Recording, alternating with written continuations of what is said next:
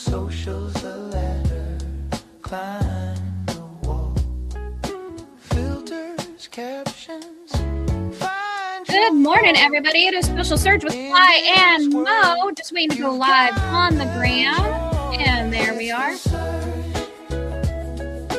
Yeah, the social surge, Fly and Mo. They bring the urge to market smart, to market loud. Good morning. Stand out strong in the digital crowd. I know Fly and I are fabulous as always. I'm Mo Regalado. Over there is Miss Fly Jamerson, Ollie Pennington, and Lindsay Arden are joining us over on the gram. Good morning, ladies. We have a lot to talk about today. Lots and lots and lots. Particularly with what's happening on X, which I'm super excited about. So it's DB. DB, what up? G? And first of all, Money. Oh my god, all my friends are here! Okay. First of all, I need to say I was up really late on an X space. I'm just like, forgive. Can you tell? Forgive me. What time did you guys finally pop off of that? I dropped off. I ghosted. I Irished goodbye. I Batmaned my way heckin' out of there. I really, but these guys, sitting up late, talking on spaces. You always got Aaron Harris, who's literally just like driving across America all of the time. You know what I mean? He's always traveling, right? So he's always got like just hours and hours to kill. And it's so funny to me because it's like when you go, so Aaron at some point, at the ICSC Vegas, he had like his own little, kind of impromptu private get together, very exclusive, very hush hush, right? But it's like, people are like, how do I get into that room in real life? You know what I mean? People are like, how can I get into that party? And I'm like, bro, you get on Spaces 10 p.m. where you got like 5 of the biggest deal makers, all talking to each other, and you just listen and you become a part of the community. You can achieve that kind of proximity if you're showing up online. Let me get off my soapbox. Jonathan Papica just joined us over on the gram. Good morning, Jonathan Papica. He was also on that space last night. Yeah. And Alan Buchanan is joining us from, he should be in California. I'm assuming you're in California today. You could be somewhere else. But yeah, so we were on X Spaces last night. What was that? I was like gulping my coffee and it like a little goblin just now. I'm like really tired. The X Spaces last night was. I'm actually really happy that we had it. There's no rhyme or reason. It'll show up at the top of your screen, and it'll say like if these are people that Amy Calandrino was actually the one that was hosting it, and it was Hump Day. And so we were all like just popping in and talking, and then you have, like I said, you have somebody like Aaron Harris who comes in. And if you aren't familiar with Aaron Harris, what is his handle on X? It changed. I can't remember. Actually, I'm not sure. Did it? So Aaron Harris is very well known in our community. Yes and no. Like bigger than life personality, bigger than life dude, but also just a fountain of information. Just absolutely mind blowing. All the stuff that's up in his brain, and it was super funny. He was talking last night about something that he made a comment on X last week, I think, about he's been banned from Sam's Club for a lifetime. And so we got the story out of him. But I'm not going to share it because you'll have to read it in his book, which he's eventually going to come out with a book. But it was just a lot of fun, a great conversation, just chit-chatting with people, talking. I mean, we talk about a whole bunch of different things. We talk about marketing. We talk about development. We talk about when I popped off, we were actually talking about travel, which was hilarious. I'm like, you're getting all of this like insider information for people who travel all the time. Oh no, I'm all froze. Wait, you're back. No, you're not. There you are. Am I frozen? No, you're back now. You were saying people who travel all the time, you're getting that information, primary, like directly from them. And then maybe also in the feed you didn't freeze and you froze on my end. Isn't that interesting? Anyway, Aaron's handle on X is Dude with a Cigar. If you are somebody who is, working in retail, working in, restaurants, especially, QSR right? Drive-throughs, things like that. Definitely give him a follow. But yeah, X. Yeah. So like X is a place X is a place where a lot of things can happen. I don't see as many people capitalizing on using that platform as this should because of things like that, right? And then so over the weekend, no, over the last 3 days, 2 days, was it 2 days ago? I don't know what date it is anymore. The X algo updated and they made it public. They did. They absolutely did. Am I frozen? That's because Lindsay says that I'm froze. No, I'm not frozen now. Maybe there's a delay. I know there's a huge delay on the gram. Lindsay, you said Aaron, is he real estate guy or social media guy? The answer to that question is yes. Yes, he is. He's a great follow. Generally, actually, I think you only will find him on X. He was when he was active in his role at Dutch Bros. He would post a Saturday night Dutch Bros like developer update on different properties. But I actually haven't looked at what he's doing on LinkedIn lately, but yeah, mostly on X. And then the other thing I want to say is that a great intro to him is the very first episode of the Dirt Dog Pod, which is hosted by Chris Hatch, in which he interviews Aaron Harris. And also just like, once again, that podcast is yum, yum, yum. Very good. So good. Yeah, absolutely. So good. We need to actually get both of them on here and just have them share their stories. The stories are the best. So we actually have a purpose of being on here today. We want to talk about the X algo. I know Fly mentioned it, but then we got, we sorry, I derailed. We meandered, which is fine. And so, okay, big news about X. They said that they were going to be more transparent. They're going to release their algorithm. And of course, now my feed is filled up with all of this information. If you haven't done it yet, go into your settings and go through and deselect all the things that you do not want to see. And then your feed becomes fascinating. I love my X feed right now. It's everything that I want to see. Plus, I'm also actively involved in conversations with other people. So one thing I do want you guys to note that in the school group that we have, I'm going to be dumping. It's a little bundle. It's an X checklist as well as I forget what else I put together. I'll find it after Fly will start talking and I'll go look for it. But there's a lot of changes that happen to the X algorithm. It's now going to show you people you don't follow. AI predict what good content is. Reply gonna matter more than ever. And actually, James, what's James' last name from New York City who does pizza? Shields. James Shields was actually making this conversation on X yesterday about the fact that he actually, the whole tweet was, I'm going to be a reply guy now, because his replies are getting far more impressions than his actual tweets are. So I was like, that's fine. We can reply. We can be with the reply guys. So, and that was the same thing that happened on LinkedIn too. Like 3 or 4, and I don't really see people talking about that now, but like for a while it was very trendy to talk about how your comments were getting more reach or whatever. Like I always think I will save it, but I have a lot of thoughts about sharing LinkedIn stats. Anyway, so it's the commenting for reach, commenting for reach, right? It has always been the case. It's always been true. But so what's interesting is that I think that the algo had a lot of updates on X. And I know you're going to keep getting into it, but the thing is, like, the algorithm is you. The algorithm is people.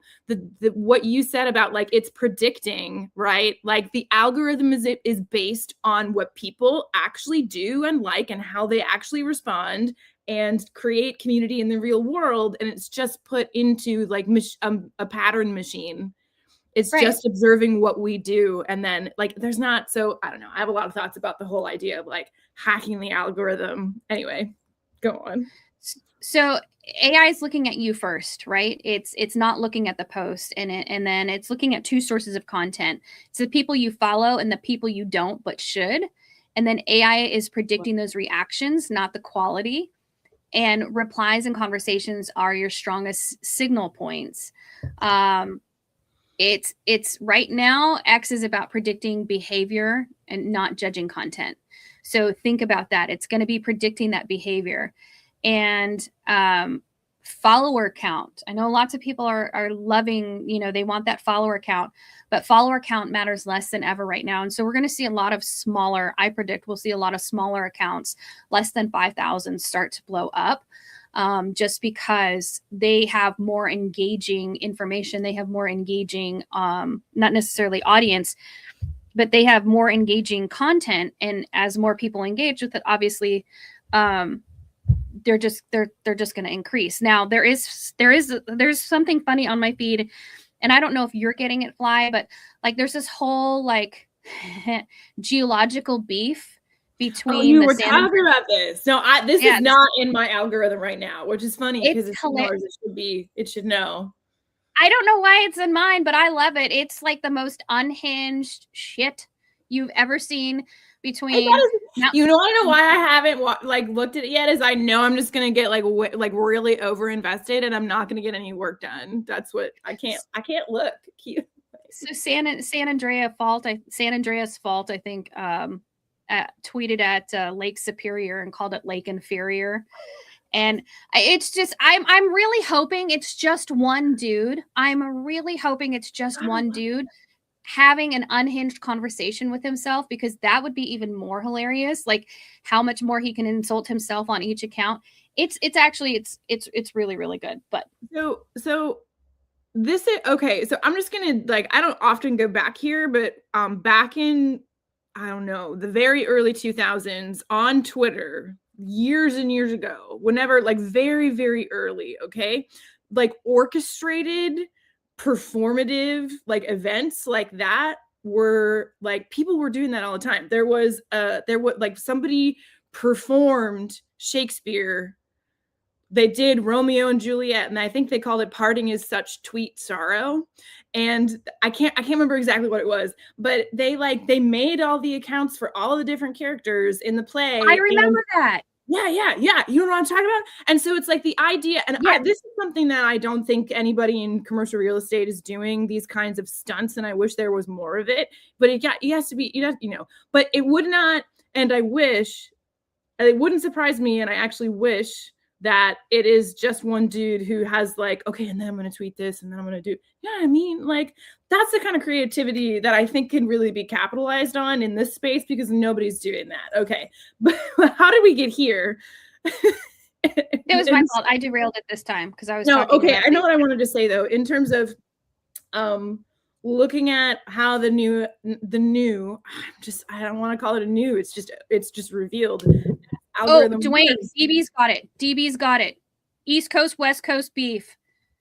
Yes, we can do it. Oh my God, I'm going to start a fight. I love it. So what you said about follower counts matter less, and this idea of being a reply guy and all this stuff, a couple of things here. Once again, this actually just mimics real life. This is social media is just the media version of how people act in real life. You need to engage. If you are at a party and you're standing there by yourself talking to yourself, first of all, weird. Second of all, you're not, you are not inspiring conversation. You're not creating that spark, right? And so, being visible is one thing, but just showing up at the party is not going to have the kind of impact that actually engaging with people, getting to know them, all that stuff, right? So this is not rocket science. And here's where it gets a little rocket sciencey, and why you need to talk to and hire somebody like Mo. I'm schlepping Mo, right? Sorry. Is that when follower count doesn't matter, and the way that you can grow is by, you have to engineer and script and plan and present the material in a very different way if you're trying to reach new people, as opposed to nurture people who are already in your funnel, right? And who nurture the people who are already in your pipeline, nurture the people who are already your referral partners, right? Those are they're two very different audiences, and it's two very different kinds of content, literally like all the way down to the structure, the format, and hooks. So yep. When we talk about follower counts matter less than ever, on a technical level, there's different things that you need to do to present yourself online. And then on the other hand, when it comes to the engagement piece, people have a bug up their butt about all this stuff. And I'm just like, guys, you need to talk to each other. It's not, okay, sorry, I've derailed you again. No, it's true. You have to have these engaging conversations. If you want your content to go anywhere, conversations have to happen. We will get back to, because I do want to touch on Nikita Bier. I do want to touch on Nikita Bier mentioning some of our faves on X and the ReTwit community and doing that. But there was a post by somebody yesterday that I was reading on X, and he was talking about a guy that he was watching on his laptop just tap away constantly. So he starts this conversation. I just saw this post. I just saw it in my feed, or maybe you sent it to me. I don't know. I think I sent it. Well, I don't know. I don't remember. Okay. The guy, his whole purpose, I think he has 9 or 10 accounts. And he's basically the reply guy for those major people. And one, it's a business model that can easily be replicated. 2, people would have no idea that that person is not actually responding. 3, everything within that, what he does made so much sense to me, and was like, yep, absolutely, 100%. But this guy's like making like $35,000 a month or something like that. And I think actually the number is even more astronomical than that. Like, it's crazy how much money. That was the number that was quoted in the post. Was it 35? Yeah, it was. It was a lot of money that he's making for answering people on Twitter from some of these major accounts. And it's because it's like, so I look back and I think about the fact when I worked in radio and Chris Stapleton retweeted my tweet because I was talking about, and I think he actually said thanks, because I was playing one of his songs at a podunk radio station in Northwest Minnesota. Do you know how happy and excited I was because that happened? Like, I'm sure it wasn't his people. It might have been, it might have been his people. I'm highly doubtful that it was actually him. But do you think I gave 2 shits? No, of course not, because Chris Stapleton retweeted my tweet. I was so excited about that, right? And if you don't know who Chris Stapleton is, I'm sorry that you live under a rock. But it's just that recognition that you get, that little dopamine rush, like, oh my gosh, somebody saw me. But I want to also, sorry, go on. No, you're good. I was gonna say, I want to also highlight like that.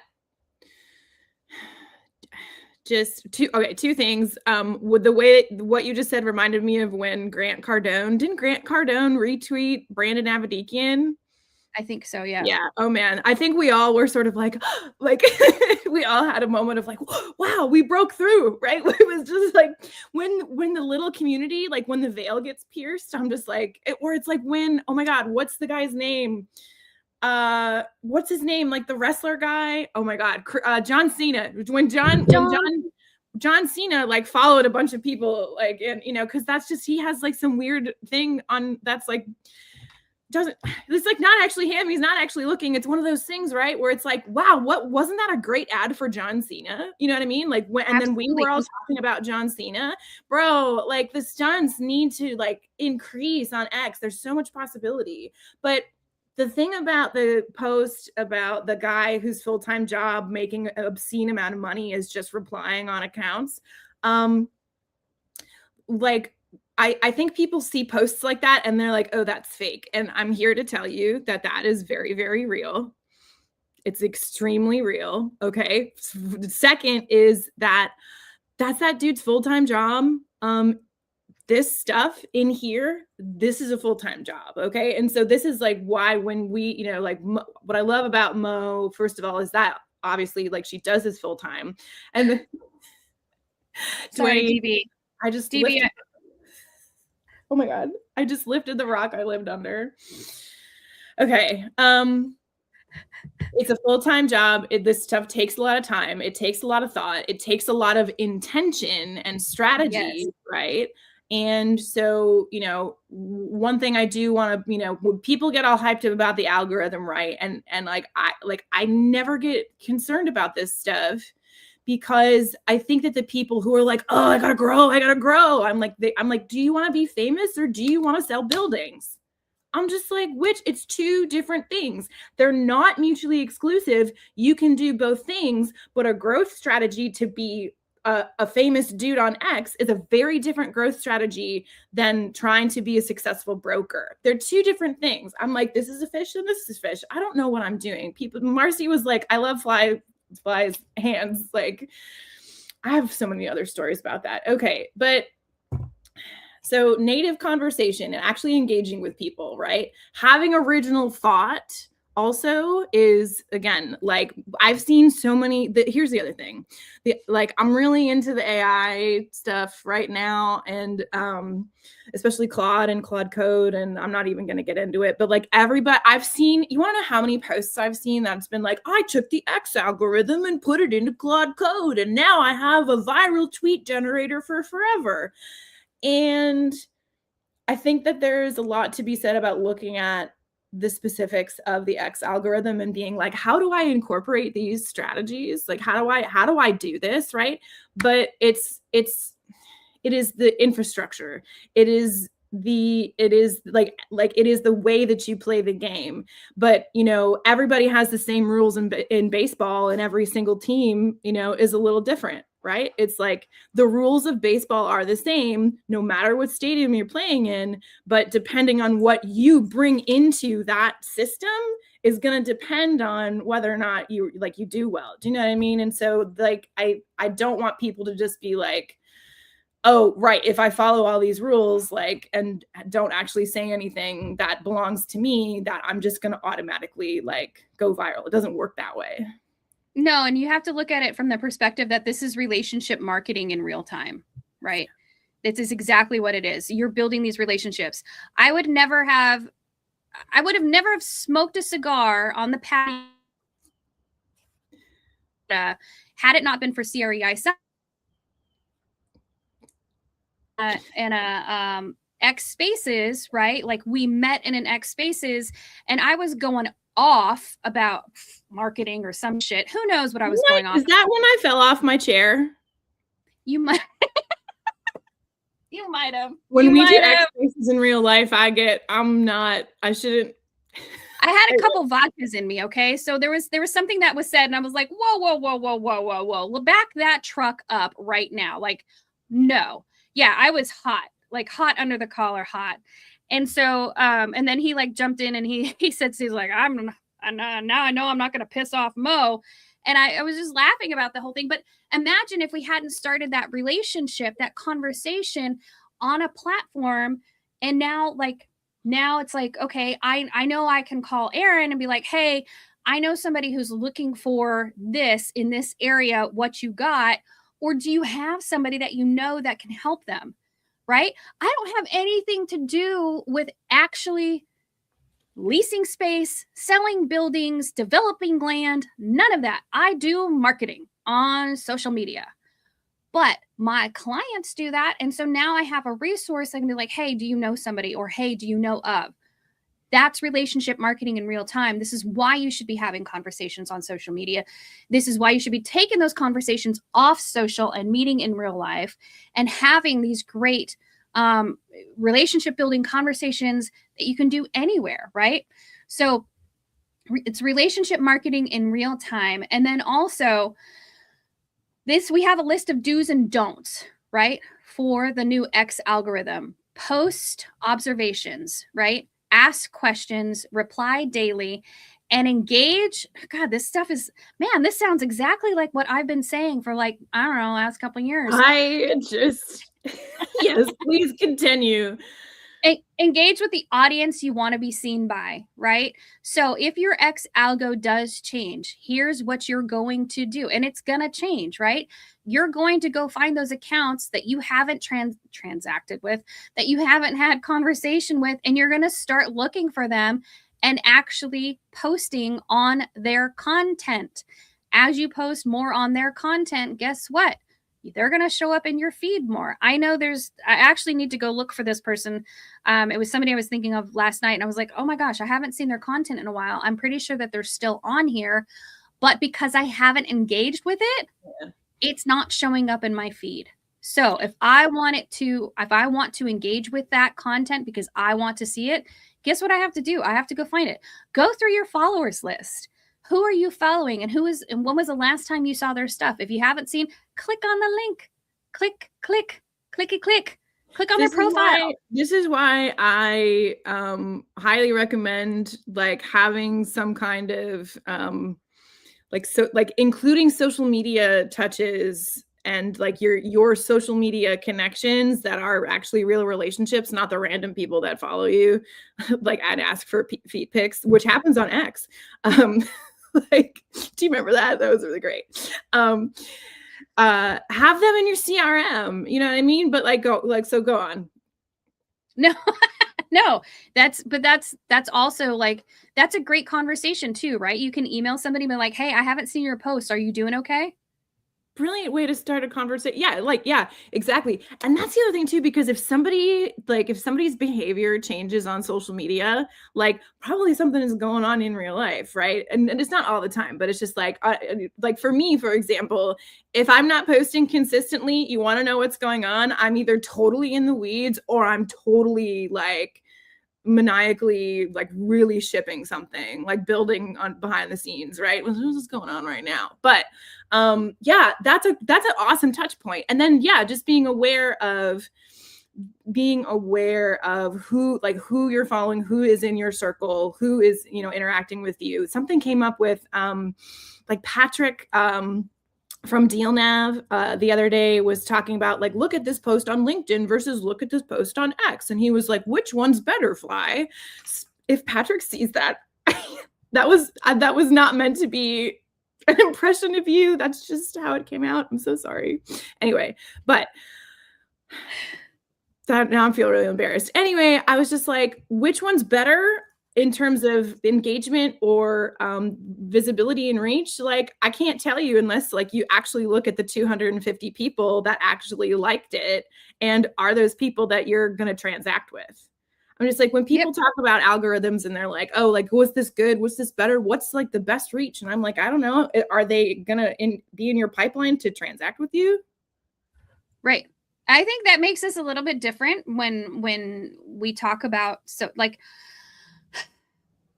that's probably the challenge when you hire a social media manager, is that a lot of people are like, oh, I want the impressions, I want the followers. And Fly and I are like, no, like I want you to get organic reach. I'm interested in you getting that 10% organic reach. However, if you're getting organic reach and you are selling buildings and your audience is people, that's not going to help. How are they going to? The idea is that they need to eventually transact with you or create a relationship or some sort of communication or transaction that is going to help, right? You have to be in front of the right audience, not just an audience. I had a conversation yesterday with a founder, fascinating product that this woman is bringing out. And I was talking to her and she's talking about social. And I said, okay, I'm having this conversation of like, what do you have built on? Well, the foundation hasn't been set. And I'm like, okay, you need to go talk to this person because they're going to help you set the foundation. You're not ready for me yet. Once the foundation's built, then we can talk about what you should be doing on social. Yeah. What the messaging needs to be. But as of right now, your foundation for your marketing and your business is not set yet. So you're putting the cart before the horse, right? you need to actually build a foundation. And she's like, okay, cool. Thanks for letting me know that. I could have been some schmuck, right? And been like, oh yeah, let's do social right away. But It's you not, have nothing I mean, built. Yeah, there's no blanket prescription. There's no, are there best practices? Are we going to look at, this X algorithm and and you want to know what? I really applaud Nikita and Elon for making this open, because I think Elon actually put this on one of the tweets about this. 0 other social media apps do this. I do not know why it is so don't look at the man behind the curtain for the LinkedIn algorithm. You know what I mean? Because it's just hopefully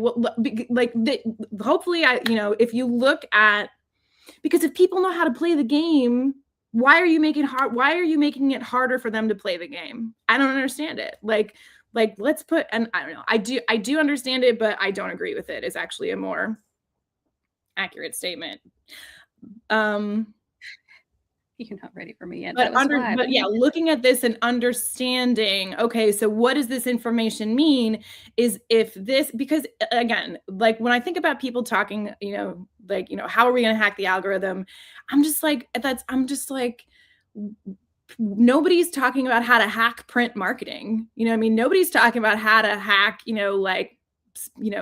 half-page ads in a magazine.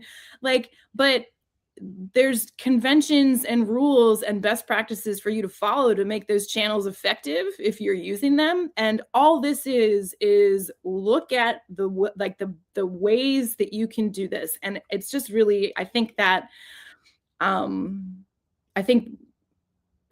I don't know what it is. So I'm looking at this, and Mo, you are having the kinds of conversations, with people and our clients, right? That it's just really connecting, okay, so what does this mean for your business goals specifically? Because once again, fame and profit, it's just too, well, I don't know.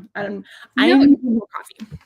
DB said it best, actually. He said fame usually comes before money. Yeah. Comes way before the money, right?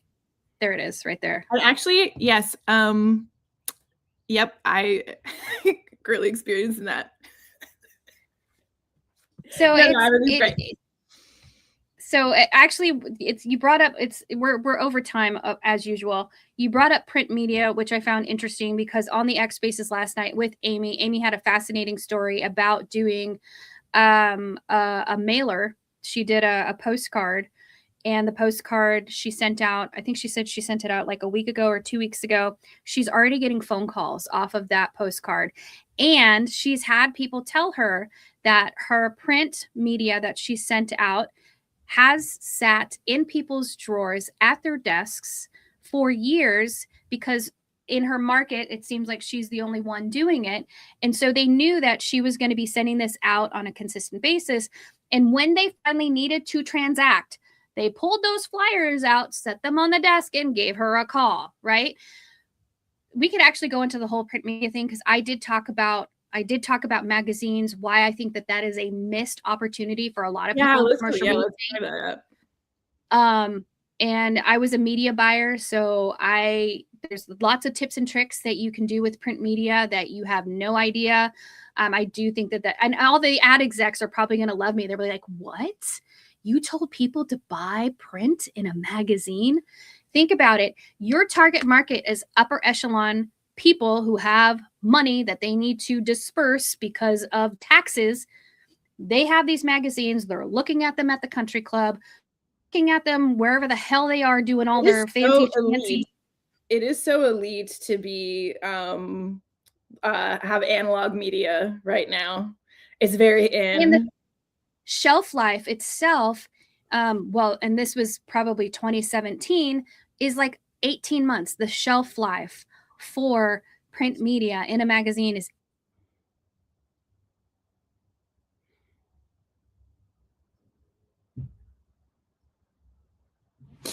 Okay, I can confirm that it is actually okay. Cool, great. So yeah, for poor wait, Mo, come back. Oh no, she's We're really. back? No, Are you're we back? now. Okay, cool. I totally Okay. deer in headlights too. I was like, we yes, we should return to that. And I do, but to close on the topic of what to do and what not to do on X, and actually pretty much most social channels, in my opinion, is this the kind of thing that is going to work in a magazine, and why it will work is different than what what you should be doing on social media, right? And so when people start to what again, the biggest mistake, and this really proves it, and you said this best, post observations, not listings.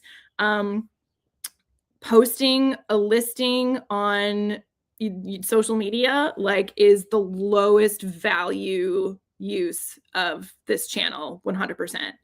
So that is not what this is for.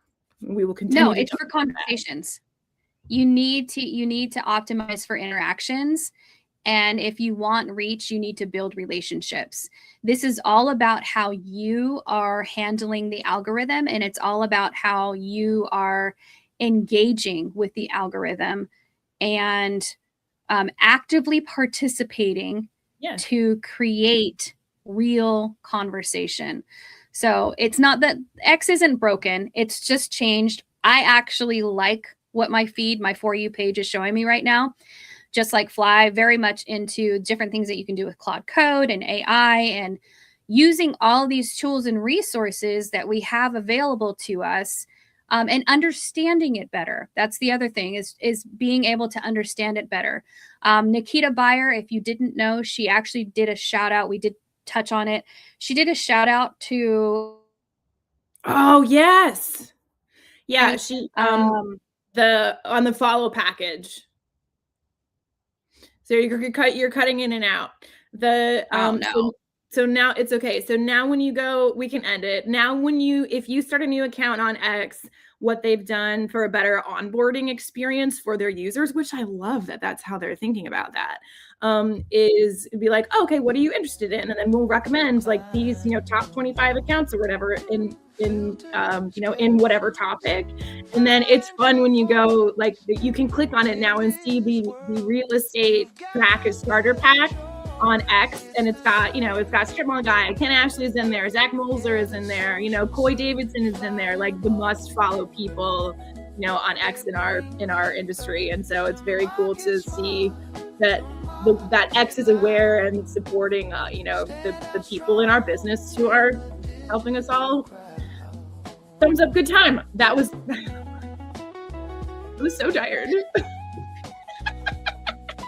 If you are interested in learning more about School Group, if you're more interested in learning more about our school group, you can DM Fly or myself. We'll send you the link. I will be dropping that bundle, the X bundle, the cheat sheet, as well as what the algorithm is telling you and how it's changed in the school group today, probably later on, after I get some more coffee in me. But I hope everybody has a great day. We'll be back here on Tuesday. And I think, honestly, Tuesday's show, I am going to be talking about print media.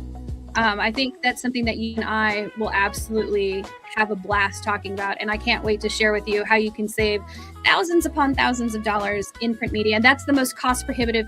That's the thing that stops people. It's so cost prohibitive. However, very, very valuable, I think, in my opinion. All right, everybody, you have a great day. We will see you back here. Bye.